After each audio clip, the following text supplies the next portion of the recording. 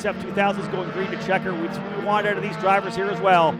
Garcia on the inside, DeTulio on the outside. They are first and second in points. It's going to get interesting down into turn number 1. Field is set, flag is out. Green, green, green. The race down to turn number 1. And look at Jacob Douglas. He's thinking about the lead. He's going to go to the bottom of the racetrack. Not quite. I thought he may want to tuck it up the inside. They're going to be too wide coming through the corner. Good, looking good so far as I scan the entire top group there up front. Couple of drivers making moves. The inside line, a better run coming down into 3. You can hold the outside of turn number 1. That's the key for the drivers on the outside. You don't get hung out to dry like you do at some other corners. Here's the opening lap. Everybody coming out of turn 3. A little bit of a dust up further back, but otherwise too wide behind it. One driver all the way off into the deep grass further in the field. You'll watch the rest of them coming out of turn number 4. That driver will be able to get back onto the racetrack, but they went grass cutting coming out of turn number 3 over to turn number 4, and Garcia has used all the early action to jet out into the lead. There's another driver off. That's Tangivello, I believe, in the number 84. Yeah, he goes 4 wheels off coming through turn number 7. I'm going to come back. Be ready for this one. We'll come back to you in a second there, Michael. We're going to talk about the fact of how easy it is to potentially go off over in 5, 6, and 7. But I want to finish this lap first. We watch the drivers work their way down into turn number 10, 11, and 12, the final complex of corners. Because the battle, the big run down to 10, that's really going to be your big opportunity if you're close to anybody on the opening circuit. So indeed, working our way through the final couple of corners. We'll give you a rundown here. We'll find out which driver went off. Obviously, Garcia to the front. He immediately comes out of 13 and drives it down to the inside of the racetrack, going full defensive on the opening circuit. Then he comes back out, not moving in defense. I don't think you're going to see much of a penalty for that, but we do not want to see drivers swerving like crazy. Tony Cotman and Gerardo Bonilla are race control. We're looking for that here this weekend. Across the line, Garcia, DeTulio in second, Costello third, Matt Clark up into fourth, Jacob Douglas fifth, Elkin sixth, Denmark seventh, eighth is Brienza, ninth was Mossman, ninth was Brienza, 10th is Mossman. Sebastian Manson, I believe, the Kiwi, the driver who went grass cutting over there in turn number 4 all the way off the racetrack. And as we know, Tangivello, I believe he may have come to pit lane. So whatever happened to Tangivello coming through turn number 5, 6, and 7 to send him off the racetrack, you have to believe that could have been something mechanical. Let's go back to you, Michael Succo from Inter MS, the USF Juniors driver. I'm just going to say potentially a push rod, bent push rod, because we saw a number of drivers. How easy is it to go off trying to roll all that speed through turns 5, 6, and 7? Yeah, I can imagine with all the downforce that the pros car have, it's even more difficult. Right. It looked like as Tangivello was coming back into the pits, he might have had, some push rod or some wing damage as well. That's one of the most difficult corners on track. We go flat through 5 and going into 6, it's just pray. Yeah, and listen, Joy Brienza was talking to us as well about the downforce of these cars and the aero wash. He's talking about qualifying, how you kind of want to be just at the tail end of that aero wash, but the minute you get into it, then you have the trouble. So, indeed, that's probably what happened for Tangivello. I'll check into pit lane, into the paddock at the end of the day to be able to bring that update back to you tomorrow. But Tangivello already, it's been a rough one for him as well. In qualifying earlier today, I think he qualified in the top 5 and then had a minor weight issue, came out just short on weight. They might have been a little low on fuel, and he ends up losing that P5 qualifying effort. So not happy at all. We're thinking 3 wide into turn 3. Oh, a couple drivers deep. Look at the brake lockups there. Man, this is aggressive racing further back right now. Hard to pick up which driver those are. Another brake lockup, and we are driving all over the place. I think that might be Elkin. So I want to say that could be Elkin, Douglas, Taylor, Denmark, and Brienza. So indeed, that fight right now outside the top 4 is hectic. We'll have a better look at the top 4 as they come across. I want to say, Clark back to Elkin was only 0.6 of a second. They'll work their way through 8 and 9 now. Tangivello, who was on pit lane, has just left. Whatever repairs they needed to make, they did. So I'm going to say not a push rod for Tangivello if he's already back onto the racetrack. That said, 2 laps in. Here comes DeTulio. He is now the leader. I did not see the pass for DeTulio and Garcia, but Alessandro DeTulio going to try to come back at it. He is the leader in the number 44. Garcia goes down into second. So away we go. Here they come down the straightaway. You'll see the gap we have right now for DeTulio. A full second before. How about 1.7 seconds, like a rocket out of the cannon? 0.7 quicker than Garcia on that lap. DeTulio up on the wheel. Impressive opening laps here for DeTulio. Garcia led the opening lap, but DeTulio immediately came back to steal the way. You'll see him roll in using all of the racetrack in turn number 3. Down to the bottom there. A little wider, not exactly down to the curbing coming through the second part of turn number 3, but sets it up for turn 4. Such a crucial part of this racetrack. Michael, coming out of that corner, you don't think about how important that is when you're battling side by side with somebody, but to get the max speed all the way around to 6 and 7, it doesn't happen in turn 5. It happens in 4, the entry to 4. Yeah, absolutely. It's really difficult because you have to judge the braking reference, how much speed you're carrying through. If you're side by side with somebody, you've got to kind of give them the cold shoulder there. When we go to your home track at Barber Motorsports Park in Birmingham, you're from Auburn, right? Auburn? Birmingham, Alabama. Okay, well, we say I think we have it as Auburn somewhere I saw. Anyways, Birmingham, that's your home track. There's visual cues. We got trees here. We've got some walls. How tough is it on a flat racetrack like this to pick up those braking markers? Are you just using the markers? Are there any physical parts of the racetrack you can pick up? Yeah, well, you know what I mean? Barber's so easy that way. Yeah, for sure. Barber's got all the numbers. Here, it's not like that. I like to use bits of rubber, dark spots on the track, maybe bits of curbing. You never want to use shadows because they always change. Right. But yeah, it's definitely more difficult on a flat track like this. Indeed. What about turn 1 here, rolling through? The very interesting thing is that, with all that runoff that they've used, you're over top of the curbing. Is it an easy passing opportunity, or do you really have to get a better run on 13? It's really not as, I don't think it's not as easy as I thought it was going to be. No, it's pretty tough because it's such a high speed corner, even the rolling, and there's a big bump on the inside, so if you don't get it right, you're really not going to get the move. We had Brienza in here, and he's the one that spun during qualifying. He said the same thing. It's like if you hit the curb perfect, you're good. If you miss the curb, there's a bump right after the curb. If you try to miss the curb, there's a bump there as well. It's like trying to balance the best of the not best, right? Yeah. All right, so DeTulio's out front. Again, that lead now 1.9 seconds. He's stretching away from Max Garcia. Garcia with a 13-point lead. So even if Garcia finishes second here, he'll maintain the points. But I'll tell you, Alessandro DeTulio showing us that they have a hot rod here. And this is interesting for Turn 3 Motorsports. If I just rewind a little bit to last year, Turn 3 with Lockie Hughes, they were unbelievably good at spring training. We go to St. Petersburg. He wins the first race of the weekend. Nikita Johnson comes back and wins the second one. And then Lockie Hughes came here, and they were nowhere. They struggled like crazy. I think he qualified 14th for the first race. Lockie had to dig himself out of that hole. Eventually would go on to win the championship for Turn 3, which was massive for Lockie. Of course, he's now with Andretti Global in the next series. But this is kind of the complete opposite for Turn 3. They've come out of the gate very strongly here. DeTulio running really good here as well. You've got Tyke Durst in the 11th position. Who else do we have for Turn 3? Cooper Becklin currently 13th and moving forward. So, indeed, they look good with their primary driver. The guy out front here right now, Alessandro DeTulio in the 44, leading the way over Garcia. Matt Clark looking for yet another podium finish. He's currently running in third, but you can see the driver behind him right now, Jacob Douglas, trying to reel him in. He was 2/10 quicker on that last lap. Douglas over Matt Clark, the Canadian, pushing hard here. So Matt Clark is running third, Douglas fourth. Right behind Douglas is Ariel Elkin, who has been good. The TJ Speed driver, very strong all weekend long, through testing, through practice, through qualifying. Because remember, last year he was with you here in USF Juniors last year, but he had his elbows up, no doubt about that. He got to the podium, but as we know, Ariel's the guy. You never have to hold Ariel back, right? He's aggressive for sure. Yeah, no, Ariel's a phenomenal driver. He raced with Inter last year, the team I'm racing for now. I've got a chance to meet him a few times. Yep. Great guy, and obviously doing very, very well. Data and video as well. Yeah, absolutely. He's been a huge help to me. That's awesome, Michael. That's great. You get Ariel Elkin jumping up over USF 2000 straight to the pro category. And had a rough one actually at St. Petersburg. He actually comes in here last in points with 22 points. Had that wreck in the opening race, did not run the second race. They weren't able to get the car repaired for race number 2. So he's really on the back foot and starting, but trying to make an impression here in USF Pro 2000. Elkin currently running in the 5th spot. Michael Costello runs in 6th, 7th Max Taylor, 8th Joey Brienza.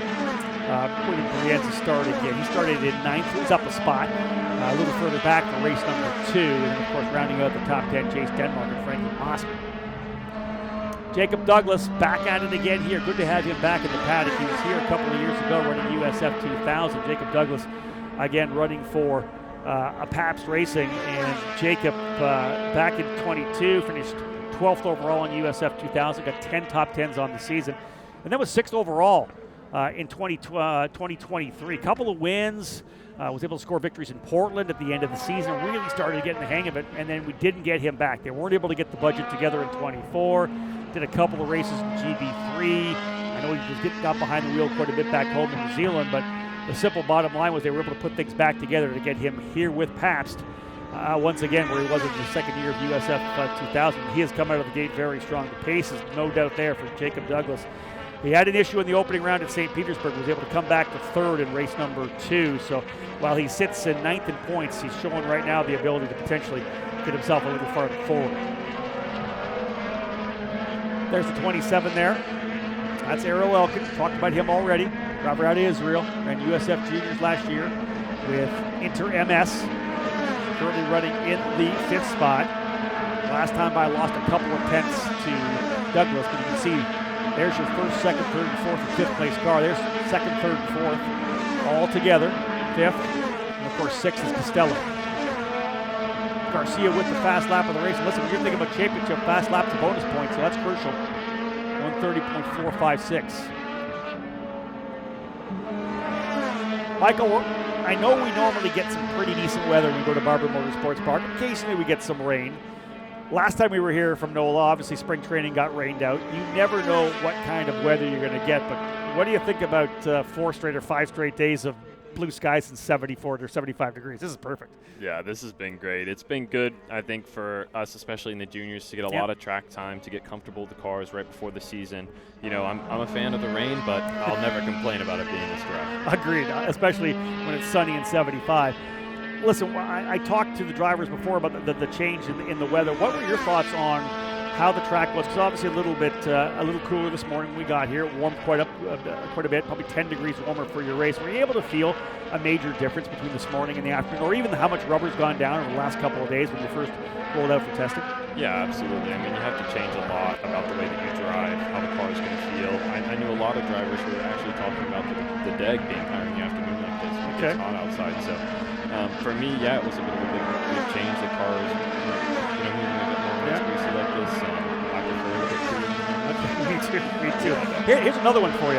I'm sure you can't wait to get to USF 2000 sooner or later, if not only for being the next step up and closer to the IndyCar, but darn, it's nice to get another set of tires. You guys only get 2 sets of brand new tires for 3 races. You can take that carryover set, which you're able to use anytime during the weekend, but you guys don't get a lot of fresh rubber over 3 races. No, yeah, you definitely have to manage. That's why I'm sure a lot of drivers are talking about it. That's a big point for us when driving is you got to be careful with guys. You can't send every single move. You can't lock them up all the time. You got to be smart. Yeah, if you lock tires up in let's say you do a bunch of big lockups in race number 1, you got 1 fresh set of tires essentially for race 2 and race 3, and that can really affect the end result of a full weekend. Yeah, absolutely. Michael Succo from Inter MS joining us here, and of course USF Juniors after this weekend here at NOLA Motorsports Park. Head to his home track at Barber Motorsports Park, the Augusta National of Motorsports. Perfect time to say that is right now. The Masters, of course, getting played at Augusta National. Kind of looking at that on the side because obviously one of the probably the world's most famous golf tournament will be in Alabama. Looking forward to that at the end of the month, start of May. So again, this driver here trying to get it done once again. He does not have the fastest lap. The gap's still 1.6, but very similar lap times. No doubt about it. Tutulio closing up a little bit here. Garcia closing up on Tutulio, but we're talking 1/10 of a second at a time. You can see how close he is there. Inching his way closer, now down to 1.3 seconds. That I'd said inches. That lap was actually over almost 3/10 of a second. So Tutulio leading the way in the 44. Garcia in second, Clark, Douglas, and Elkin. Matt Clark in that 3rd spot, a full second ahead of Douglas. So he looks pretty strong now. The kind of leaders here looking good. There's first, there's second. And we'll likely see there's Clark picking through there. Behind him, not that far back, is Douglas and Elkin. Then 2.3 back to Costello. So the top 5 drivers have gapped themselves out to the point where as long as they don't race too hard, they're looking good. This is an 18-lapper. We did 12 laps for juniors, 15 for USF 2000, 18 laps for Pro 2000. Again, this is the 350th USF Pro 2000 race. Just an unbelievable stat. You go back to the early Star Mazda days again in the late 90s and through the 2000s. where drivers like Joey Ham, like Michael McDowell, of course, is now a Cup driver and a Daytona 500 winner. Top driver in that Star Mazda series back in 2004, Peter Dempsey. You look at Jack Hawksworth and Aaron Telitz, both, of course, Hawksworth still with Lexus, as is Telitz on occasion. And, of course, Telitz was a favorite of ours coming up through the entire ranks through the Indy Lights series before becoming a Lexus factory driver. Daniel Frost, Kyle Kirkwood, Louis Foster, Spencer Piggott, Nico Jameen. I could just throw the names of guys that have won races and, of course, won some of these milestone races. Anderson Promotions bought the Star Mazda program that was going to get shut down for the 2013 season. We took that over after a couple years of running USF 2000. All of a sudden, we became 2 series under the road to Indy. Then, of course, the IndyCar came calling, asking us to steward the Indy Lights program for a couple of years. And, of course, we brought in USF Juniors. So, Indeed, Anderson Promotions starting, again, the first ever race as Pro Mazda was at the Circuit of the Americas back in March of 2013. Diego Ferreira was the winner that day. Patricio Ward, Kyle Kirkwood, Louis Foster, all milestone winners of the actual Anderson Promotions events, 50, 100, and 150. And, of course, Louis Foster, as we know, our most recent USF Pro 2000 champion to move to IndyCar. Of the last 7 champions, Michael, 5 of them are in IndyCar right now, right? We've got Rinus VeeKay, Kyle Kirkwood, Stingray Rod, Christian Rasmussen, and Louis Foster now in IndyCar. Miles Rowe and Lockie Hughes waiting in the wings at Indy next. They're going to get to IndyCar sooner or later. That's the one thing. Obviously, you're in juniors right now. You got 2000 and Pro 2000 beckoning. You win a championship in Pro 2000, you're probably going to be a professional race car driver. Yeah, absolutely. I mean, it's been tough enough as is to look for the championship in these lower series. All the drivers racing the USF Pro Championships are incredible. So it's never an easy field. This is it. And juniors here with 8 sophomores, including Michael here, and of course the 14 rookies. Again, green to checker that first race. I'm so proud of that, to be able to get that first race in. Everybody kind of getting a feel for each other. Things may amplify in race 2 and race 3. Hopefully we'll go green to checker throughout the entire weekend. But there is a lot of talent, a lot of great young drivers that have a couple years to develop. Obviously, Michael a little older than some of the drivers, the younger drivers in the field. So he's in a hurry. He's ready to go up into USF 2000. And liking what we're seeing out of Michael Succo. Again, in the off-season, for sure, a lot of great pace in the Academy Winter Series, and we expect to see him on the podium before the season's done. Watching this driver right now, though, DeTulio up front, 11 laps down, 7 laps to go. He is the leader here by 1.3 seconds. Garcia chipped out another 10th. 1.3 seconds. You see Garcia right there. And that's one of the things we're going to talk about, I think, Michael, is that you can close from second. I don't know what the delta is, but there's sooner or later within that, you get within that second, that's when the arrow watch is there, right? When you're on the cusp of it, you can get that draft still. But even talking to Joey Baranza, when you're coming through 5, 6, and 7, when you're just close enough, you think you're maybe going to be able to get that run, that's when you have the issue, right? And that's 100% when the front end starts to get a little understeer on you. Yeah, absolutely. It's super, super difficult to time it perfectly to where you get a good run down in the 13, especially with these cars with much more aero. No doubt, yeah.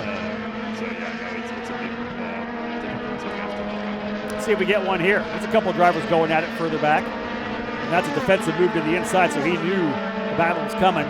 I think that's Frankie Mossman, and Mossman will be battling right now. Mossman might have got a spot there, or is that Logan Adams up in there as well? Let's kind of see what we got. That's Mossman. Yeah, that's Logan Adams. They may both have got by Tyke Durst. Unless that's Durst up front. I think they may be flanked. Let's have a look across the line. No, Durst. So that's Durst is in 10th. That's Mossman and Adams going out. So that's the battle right now. Tyke Durst is still into 10th. What a great run for Tyke. Man, this is good. He has stepped things up here for the start of his sophomore season in USF Pro 2000. No doubt about that. Durst in 10th. Mossman, though, having a battle right now. That is he and Logan Adams going at it. Wow, over to turn number 3. Adams is throwing it everywhere. Left, right. Trying to push Mossman into a mistake. That's for 11th. Cooper Beckland's right behind them as well. He's not even that far back. 3 drivers all separated by about 6 or 7 tenths of a second. Look at Beckland thinking about the outside. So yeah, we got ourselves a battle here. 6 to go. Last race of the day for the USF Pro Championships. All part of this Continental Tire Grand Prix of Louisiana. Again, very quick part of this racetrack. One of the TJ Speed cars rolls through. Sebastian Manson, I believe. He's the driver that went off the grass in turn number 4 early in the race. No, 1.2 seconds. Garcia chipping out another couple of tenths. Call it 9/10 of a second across the line this time. It's less than a second. Amp this one up. Does Garcia have the late race pace to reel in Tulio? Or is ADT showing up front, maybe backed it down to 90%? Again, think about that draft. It is so tough here with the aero wash. A lot of downforce on these cars. Again, I keep telling about the fact that it's the same tub, the same Tatis tub in all 3 of our series, but everything kind of gets progressively more as you move up. The brake package different between the juniors and the USF 2000s. More braking from 2000 to Pro, but it's more aero, more horsepower, more braking, more tire, more of everything as you work your way up to this particular program here. And of course this year as well, for USF Pro 2000, we increased the soft limiter on the rev range, so the RPM's a lot higher. That's produced a lot more aero, a lot more horsepower, and more bottom end torque as well, which has made these cars a little bit tougher to drive and maybe a little better in terms of training for Indy Next. I'd love to get Lockie Hughes' input if he's gotten back behind the wheel of one of the Turn 3 cars to see what he thinks about the adjustments we've made to the RPM curve and the soft limiter. I know that he had talked to me about how would like the car to maybe be a little more snappy, a little more peppy when he jumped into the NXT car, because that 80 Next car is a tough one to drive. Yeah, that's about what I heard from Max Taylor. He said it's a bit of an understeering car compared to these that are so short, they're so light, and so sleek. Exactly that, yeah. And again, yeah, perfect example. Max Taylor, Evagores Papasavas, Nikita Johnson, all drivers. The one is in our paddock, 2 were here last year. They're going to share a car at HMD Motorsports and Indy Next. Excited to watch what those 3 drivers were able to do in limited starts in the Indy Next series this year. Tulio's lead is shrinking visibly now, down to 8/10 of a second. 4 laps to go. This is Max Garcia on the hunt to see if he can't reel in Tulio up front. Good stuff here for the final run.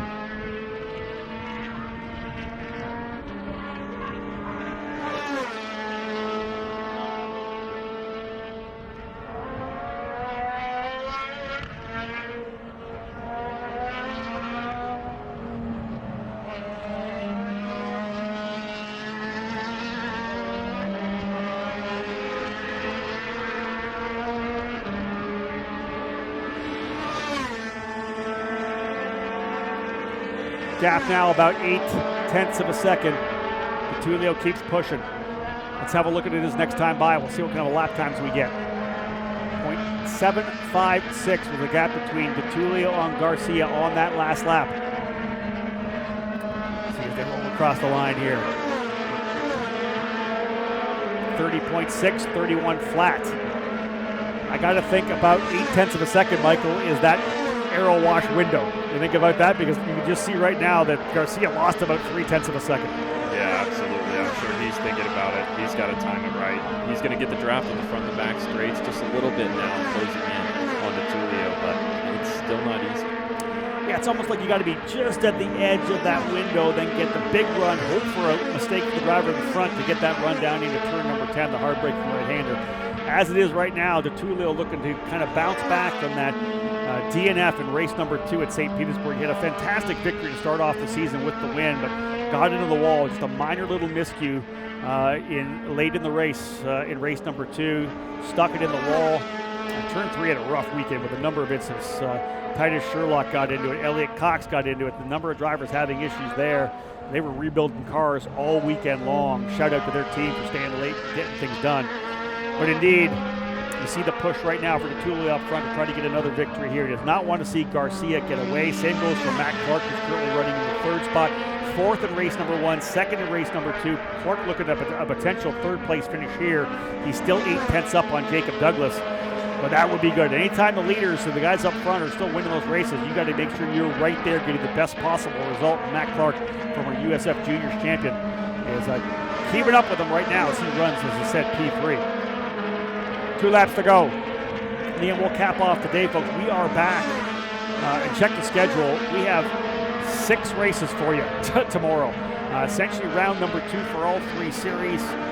will happen in the morning. The third race of the weekend happening in the afternoon. We'll go all the way through it. Of course, right after the lunch break, though, we're going to have, let's say, some enhanced coverage for USF Pro 2000. We'll have a full pre-show. I'll be on pit lane. We're going to do a bit of a grid walk. We're going to talk to some drivers, talk to some team owners, and have those drivers prep themselves down on pit lane to get ready to go for their second 3 races on the weekend.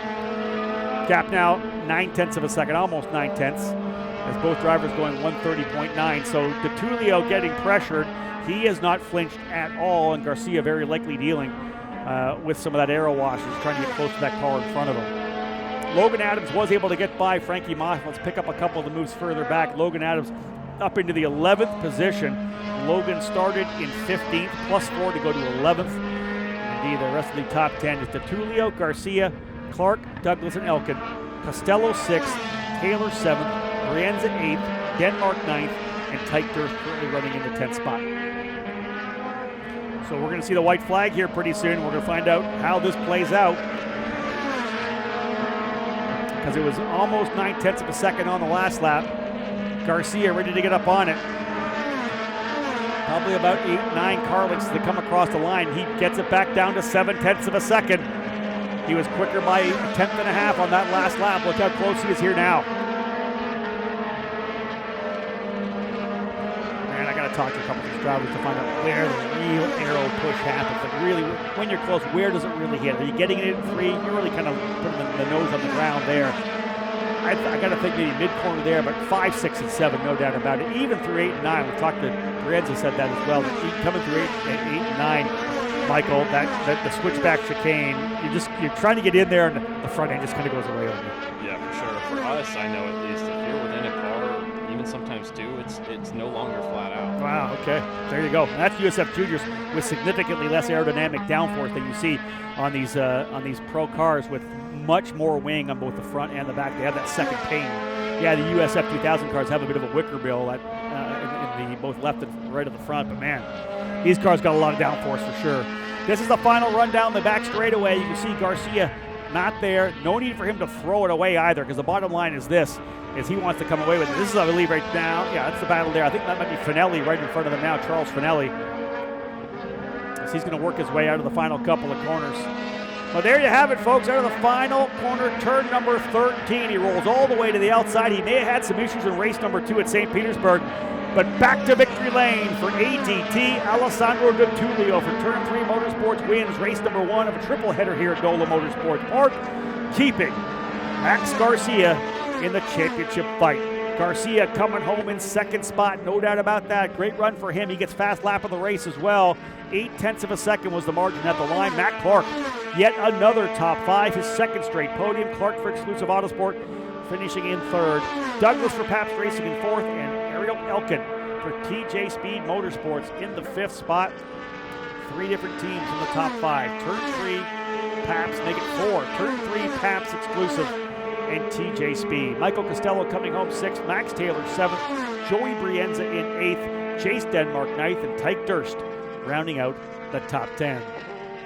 Michael Succo, what do you think about that one? Able to learn anything for your racing, or just enjoyed the view here up in the booth?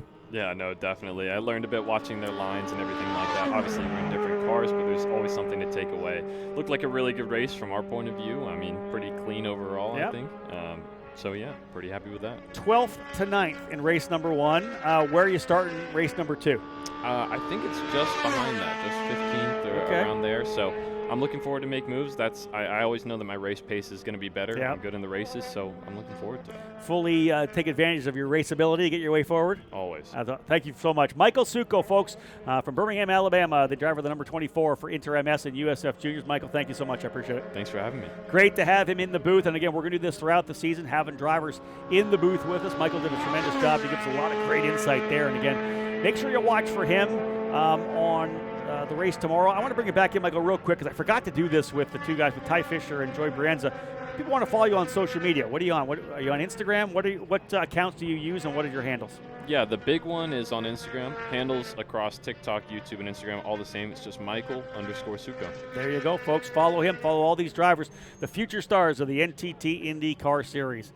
Drivers working their way in here to pit lane. Again, we'll stay here in the booth and wait for Alessandro DeTulio to jump out of the race car and show the excitement from his second win of the season. And you know, this story is a good one because this is a young driver who, of course, was a top kid in karting in South Florida. Got a chance to put the money together just enough to give it a shot in the first year of USF Juniors. Man, if I win the scholarship, I may be able to go to USF 2000. Came up short. And at that banquet in USF Juniors, I talked to he and his father about the fact, you know, hey, what can you guys do? This is all I've got. This is it. You know, we had to win this championship to continue on. Obviously, there's been lots of stories like that. He went back to karting, one of the top-ranked karters in the nation, single-speed karters. Now he coaches a lot of drivers, but then got a chance to meet the right people, some investors, sponsors that want to get him back in the race car. Able to do a partial season last year with BN Racing, end of the season, and then comes away and gets an opportunity to do this with Turn 3 Motorsports, last year's champions, in the car of Lucky Hughes in the 44. Essentially a second shot at the dream for Alessandro D'Atulio. It comes out of the gate in the blue and white with a win at St. Petersburg. In the wall, race 2. Story's writing itself, comes back again for a race win here in event number 3. You're going to see a little sigh of relief, I would expect, from Alessandro D'Atulio when he gets out of the car here. The team working its way down to meet him in victory lane. I'll have a talk with him, of course, as well. But I'll tell you, the agony of defeat and the thrill of victory. D'Atulio win in race 1, in the wall in race number 2, and he'll climb out of the car as a 2-time race winner in the USF Pro Championships. Alessandro D'Atulio winning today in USF Pro 2000.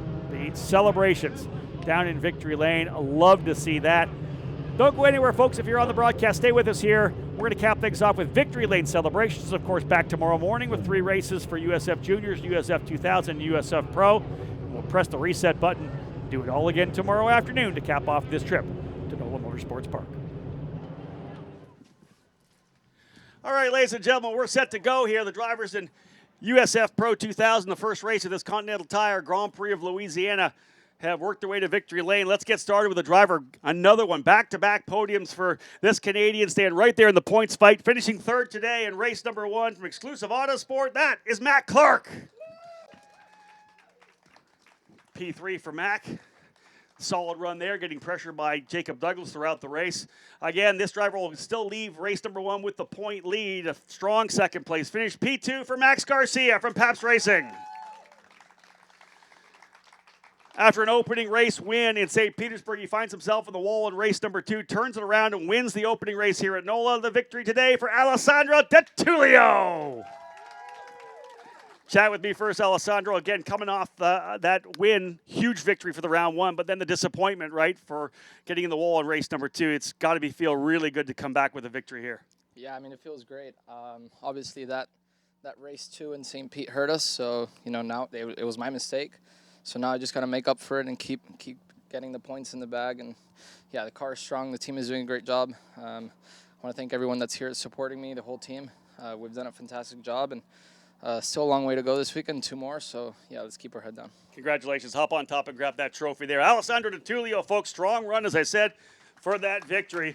Garcia kept getting closer and closer, but I think the aero wash was playing a bit of a role there. He got to within about 0.7 of a second, then had to struggle a little bit there to find that grip that he wanted. That understeer in the very fast corners here makes things tough, but D'Atulio kept putting down really good lap times. And again, as he said, great for him to be able to come back and fight his way for another victory. Another top finish as well for Matt Clark, making 3 top 5s, 2 podiums in a row. So the Canadian for Exclusive Autosport right in it. And as I said, always awesome to see multiple teams on the podium with Turn 3, Pabst Racing Exclusive on the podium. Shout out as well to Ariel Elkin bringing TJ Speed into the top 5 as well. So just some fantastic racing by the top drivers, the lead pilots here in this USF Pro Championships. Of course, race number 2 tomorrow, the increased enhanced coverage, as we'll have a full pre-show from the pit lane. We'll do a grid walk. We'll interview some drivers. We'll interview some team owners as well. It'll be a cool way to get things underway. So there's your trivia answer, folks. Who won the 350th USF Pro 2000 race? The 300 was Louis Foster. He's an IndyCar driver. The 350th is going to be Alessandro D'Atulio. Guys, grip it and rip it. Get that champagne flying. D'Atulio winning the 350th USF Pro 2000 race victory. And a great way to cap off the action. A beautiful day here at NOLA Motorsports Parks. Folks, thank you so much for being part of the action all day long. 6 races on the docket for you on a beautiful Sunday. Weather's going to be exactly the same. Blue skies at 75. We hope you tune in to the USF Pro TV YouTube channel or follow us on the mobile app. Lots of racing for you tomorrow morning and tomorrow afternoon. Thanks for tuning in once again, folks. On behalf of Anderson Promotions and Continental Tire, my name is Rob Howden. Bye for now.